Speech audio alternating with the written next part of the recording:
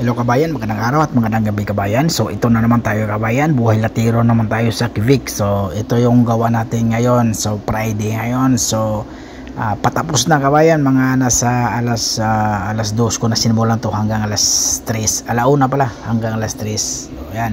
So yung ginagawa pala natin kabayan, yung pintuan repair yan, pero sa lang yan sa kabayan, hindi tayo nagmamasilya. Yung tinanggalan natin yung pintura para pinudpud natin. So tanggalin natin yung window trim seal. So ganun lang pagtanggal ng window trim seal sa OD kabayan. Walang clip yan sa kabayan, walang tornilyo sa loob. So yan, nakaipit lang yan siya. So ganun lang, easy lang yan. OD, Volkswagen, Mercedes, saka BMW. So ayan, tapos yung pagtanggal naman ng double adhesive, so ganun.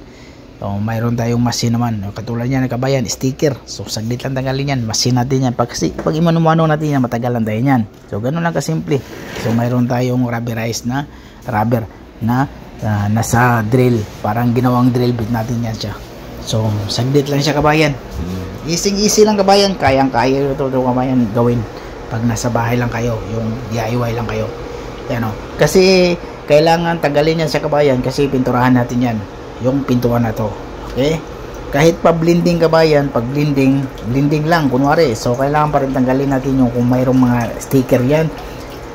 Kasi yun nga, i-blending, pinturahan pag ganun. Okay?